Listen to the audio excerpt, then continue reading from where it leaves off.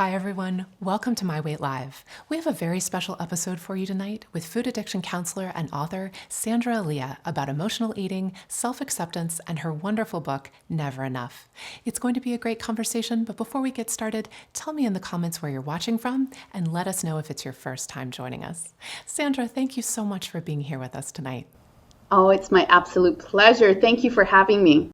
So let's start with your story for the folks watching at home who may not be familiar with it. Tell us about your journey with obesity and food addiction.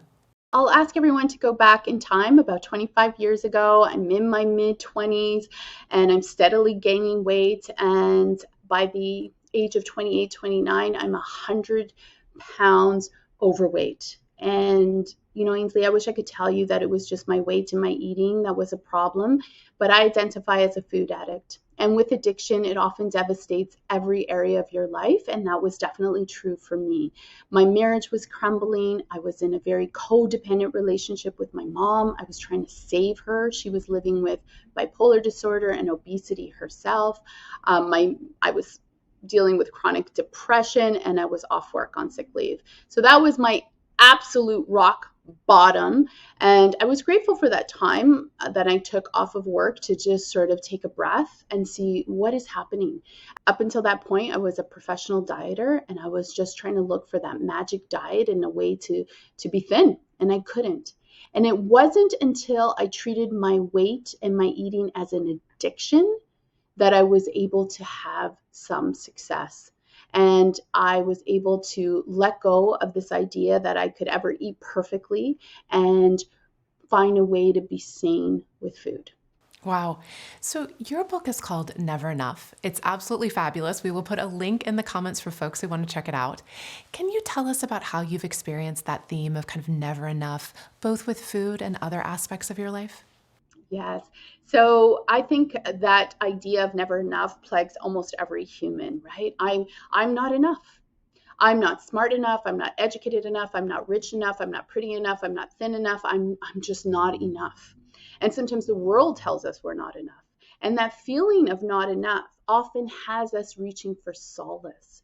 And whether that solace is in drinking or shopping or relationships, or in my case, in food, when we seek solace in a substance, it can then sometimes turn into an addiction. And then that becomes never enough. There's never going to be enough food to make me feel worthy, or there's never going to be enough shoes, and I do love shoes, to make me feel like I'm enough. So it has that double meaning. So let's talk a little bit about the terms food addiction or food addict. Define what a food addict is for us. Yeah, for sure. And I think the easiest way for people to understand that is if we draw some parallels with alcoholism.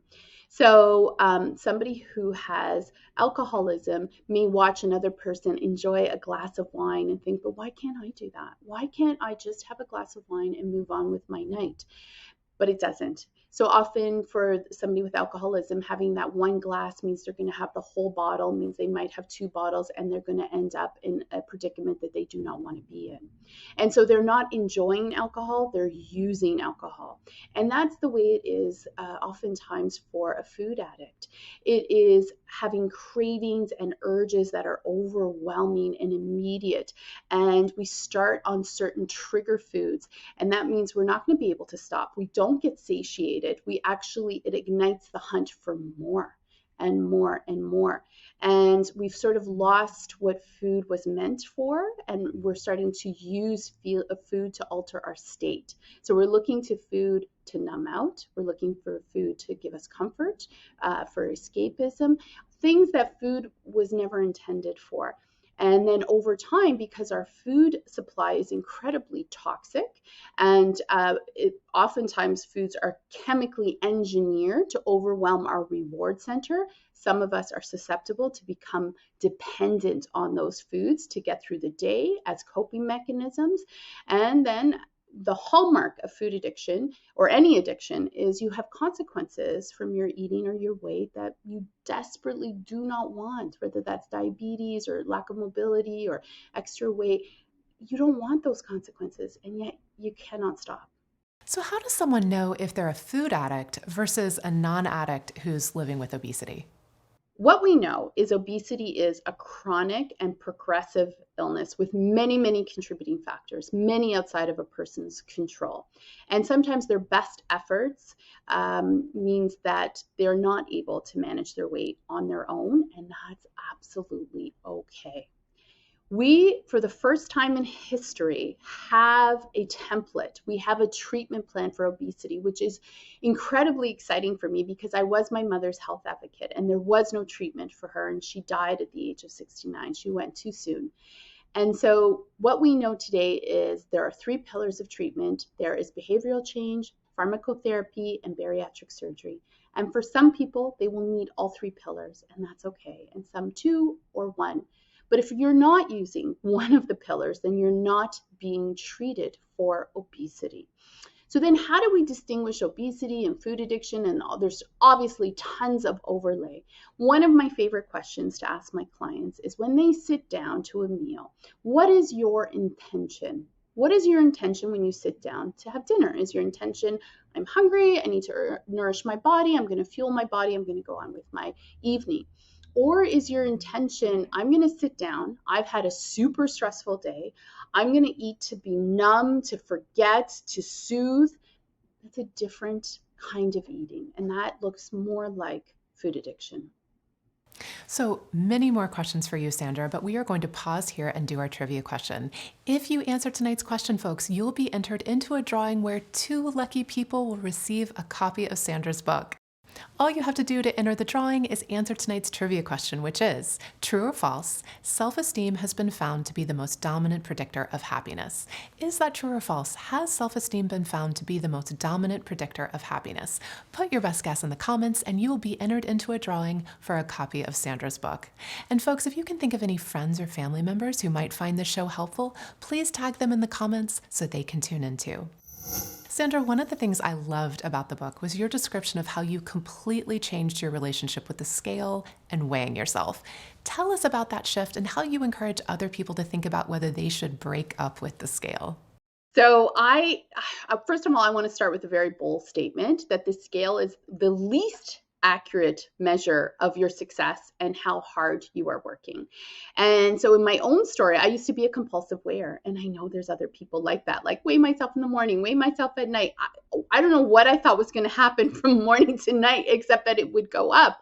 And the scale, I think everyone has to ask themselves, does this inanimate object have the power to change your day, change how you feel about yourself, change your self-worth, derail your efforts? And if it does, then maybe you don't need the scale. What other ways can we measure how we are doing? And I always answer that with, what's important to you? Is it important that you have better sleep? Is it better that you more presence in your relationships, better energy, better creativity? I always ask the question, why do you need to know what you weigh? Like, I get why your doctor does, your surgeon, maybe your pharmacist, but why do you need to know? If you're living your best life and eating the best foods you can get your hands on and moving your body, then let your weight be none of your business. My weight is none of my business. My business is to enjoy and love the body I have today. Why? Because I'm never getting this day back. It's never coming back.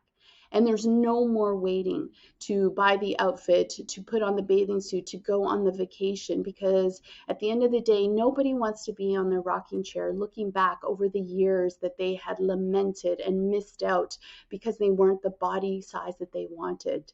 I had spent some time running a program. It was a 28-day inpatient program for food addiction. So people would come into the house. Every morsel they ate was measured and weighed. They always had a buddy. And at the end of the 28 days, we had to weigh them for research purposes. I hated it so much. And I can tell you, some people dropped a significant amount of weight and some dropped very little weight. But everybody did the work and made the changes and were showing up different. And the person who lost a little bit of weight felt like a failure. It was crazy to me, crazy.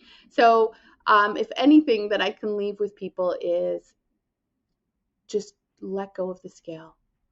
If it's toxic, like any other toxic relationship, end it.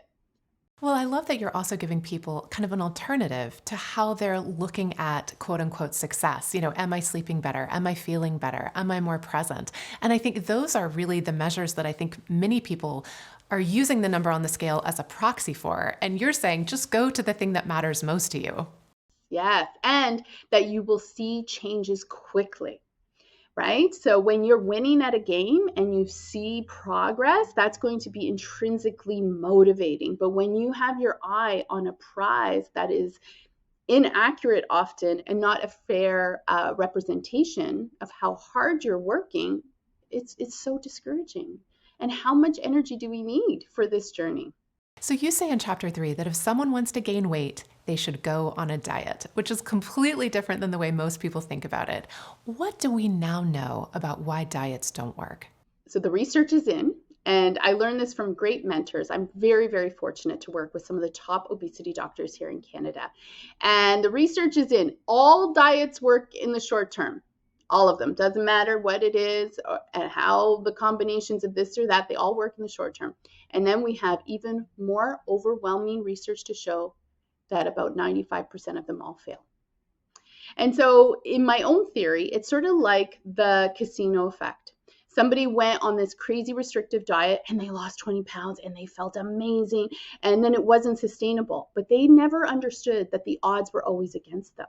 So they think, oh, I should have stuck it out. I should have doubled down. If I had still been on that diet, I might have been down 40 pounds.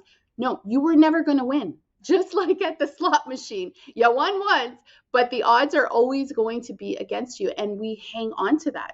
And instead of placing the blame on the diet, we place the blame on ourselves. Why couldn't I have stuck to it? Because nobody can.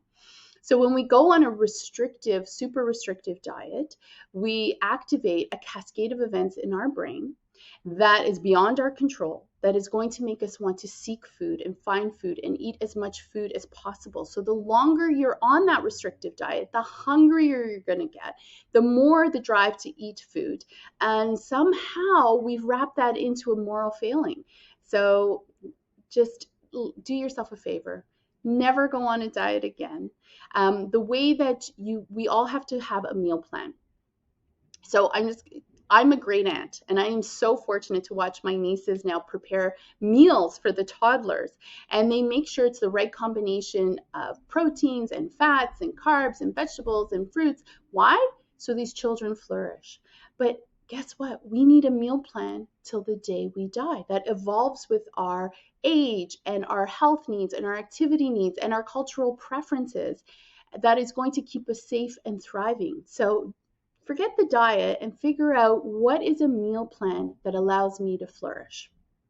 So, your personal experience and the things you've learned have led you to become a food addiction counselor and develop your food addiction recovery program.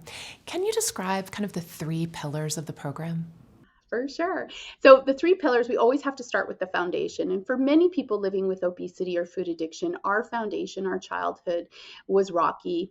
Maybe it wasn't very stable. So, we got to make a foundation. And that foundation is self acceptance and self love. I want to be clear. It is hard to change in a constructive manner when motivated by shame, guilt, or hate.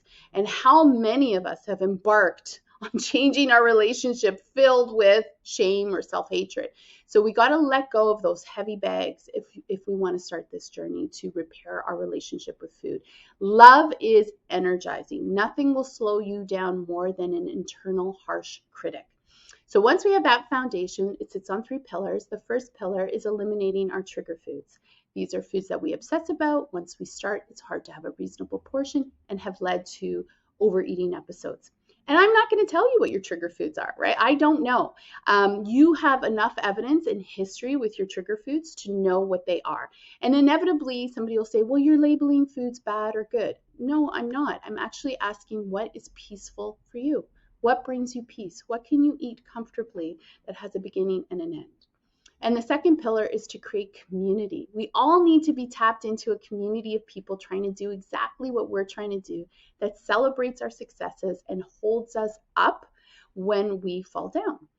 The third pillar is spirituality and mindfulness. So we know that addictive eating is mindless eating. So we learn the skills of mindfulness to be present, to commune with our food. And then spirituality in my program has nothing to do with religion, but rather a remembering. So we all come into this world perfect little beings with the spark of the divine inside of us, with the magnificence of power, and we lose that connection. We lose that connection because sad things happen to us, traumatizing things. People tell us we're not enough, and so we with the spirituality and the mindfulness, we reconnect to that center and we remember our worthiness because eating is not a moral issue. And at the very top of the pillars is to have a peaceful relationship with food, sanity with food. For so many of us, we've had this tumultuous relationship with food. And how do we get back to no longer using food to alter our state, but rather to nourish and honor our bodies? So, one part of the program is a very simple 3-step cognitive behavioral therapy process you've developed. Let's walk through what that is and how someone might put it into action. My little CBT hack, I like to call it, is for craving management. Because at the end of the day, once you select a meal plan that works for you, you're left with cravings. And they can be overwhelming and urgent and difficult to manage. So the first step is to recognize a craving as a lie. And so the lie could be, you know what, the diet's going to start tomorrow. And if the diet's going to start tomorrow, then I'm going to eat everything today because now I'm going to eat clean for the rest of my life, which nobody can do. So just calling it out, right? So it's hard to control the first thought that comes into our heads, but we get to decide with the second and the third. Or the lie could be, I deserve a treat today. And I always tell my clients, you absolutely deserve a treat. You always deserve a treat. But is a trigger food really a treat? Because how does it leave you? Does it leave you better than when you started? And then the second piece is to really look at a craving maybe as a brain glitch. So just to have some separation, is it just habit? Is it because at 3 o'clock I always have something sweet and my brain's like, hey, it's 3 o'clock? Or maybe I watched a commercial. People need to understand that millions of dollars go into a commercial. So they're going to make sure that they are going to hit your dopamine and get you to get up and order or have that. So just looking at it like it's not a command, it might just be something going on in my brain. And the third thing, for a lot of people, cravings cause anxiety, right? You're kind of standing on the precipice of will I, won't I, should I, shouldn't I, maybe I can.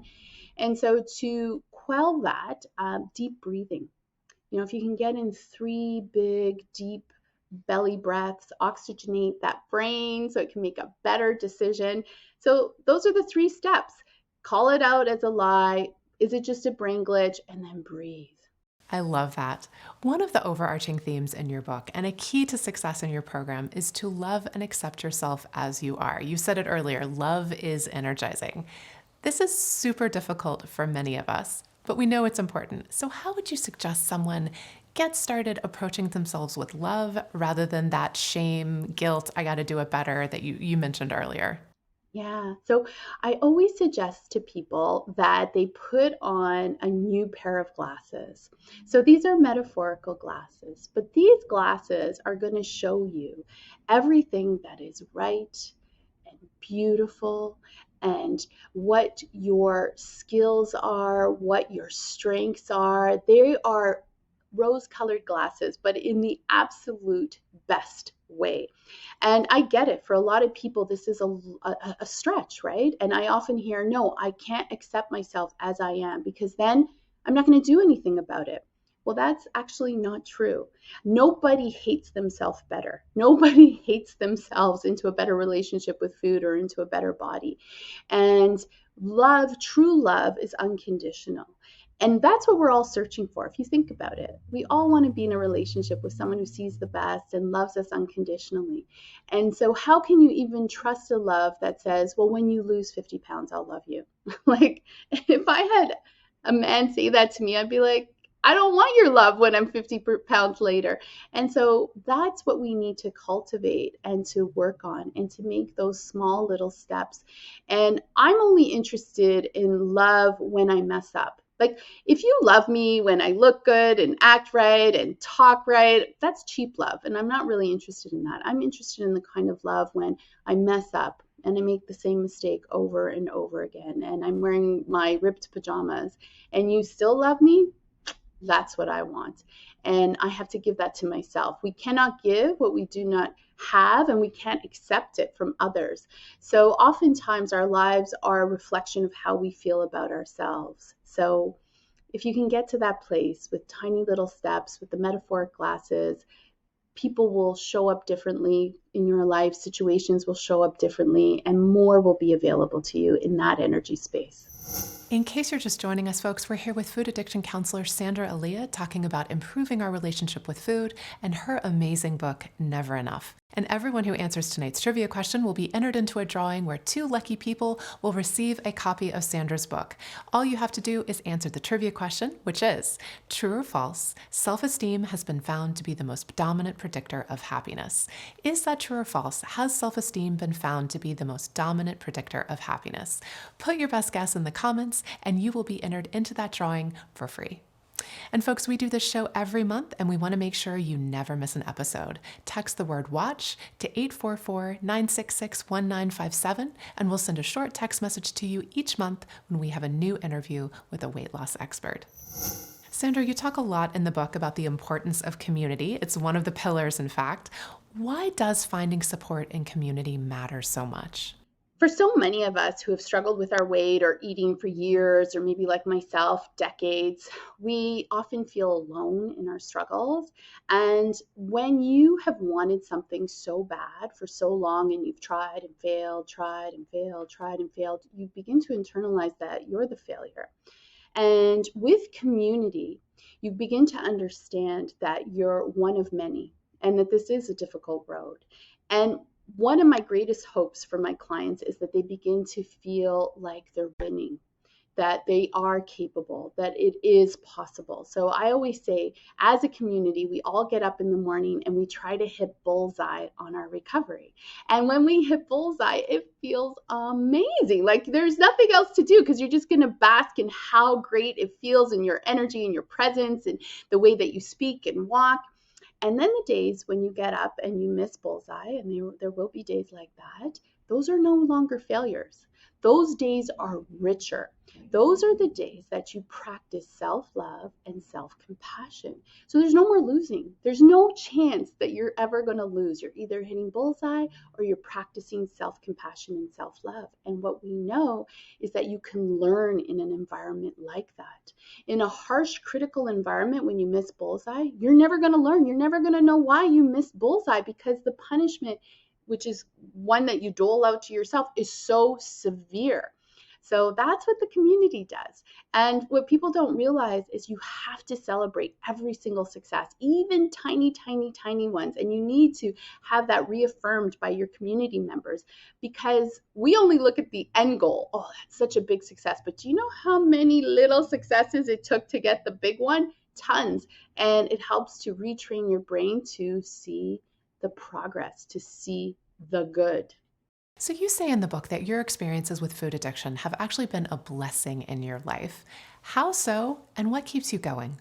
Oh, 100%. I'm going to be honest with your community. I was very, very shallow as a 20-year-old. So if I could have just figured out how to eat as much food as I wanted to and be skinny, I would have never evolved as a person. And I would have, I wouldn't even have hung out with my 20-year-old self today. Like she was really quite unpleasant, but I didn't care because I would have been skinny and I would have been fine. And so I am so grateful that I never figured out how to be skinny because that meant I had to go on a spiritual journey and I had to figure out self-love and I had to figure out how to have meaning. And I don't believe in senseless suffering. So my childhood wasn't senseless suffering. Living with obesity wasn't senseless suffering. I'm going to find meaning in it. And then I'm going to be of service to other people so they know that they are not alone. And today I get to work my passion. Like I love what I do for a living. I have a Wednesday night support group. I'm going to do that till I'm 95 years old. I'm going to hit go on Zoom. No one's going to be there. I'm not even going to care. I'm just going to talk and say my truth. So it has been the greatest, greatest blessing of my life. Last question for you, Sandra. Can you give people who are struggling with their weight right now 3 tips they can start implementing today? I'm going to start with a question. What is the single most important relationship you will ever have in this lifetime? Is it with your partner, your parents, your children? You know the answer. It's with you. And if you truly believe that, how much time, energy, and nurturing do you put into this relationship? We are all physical beings, mental beings, and spiritual beings. And for our physical bodies, you already know. I'm not even going to cover that. You know, eat whole foods, water, sleep, outside, you know that stuff. And what about our minds? How do you take care of your mind? We are a society hyper focused on what we put in our mouths. I'm suggesting what you put into your mind is just as important. Do you stand guard at the door of your mind? Which thoughts do you dial up the intensity on? Which thoughts can you dial down the intensity? You are at the driver's seat of your mind. You get to decide what you are going to focus on, and what you focus on expands. And then we are spiritual beings. Do you take time to listen to that inner wisdom, that beautiful instinct that we are all born with? Do you recognize that? Do you sit in silence and have reverence for the beautiful spirit that you are? Sandra, thank you so much for joining us tonight. This has been such an inspiring conversation as always. Thank you, Ainsley, and thank you for the work that you put out into this world and for the community that you have brought together. And a big thank you to everyone watching at home. We so appreciate you being here and chatting with us in the comments. Before we go, here's the answer to tonight's trivia question. True or false, self-esteem has been found to be the most dominant predictor of happiness. The answer is true. If you didn't get to answer the trivia question, but you'd still like to be entered into the drawing for a copy of Sandra's book, just leave a comment for us and tell us what you thought of tonight's show. We will be back to you with a new episode in a few weeks. Until then, please stay safe and take good care. Good night.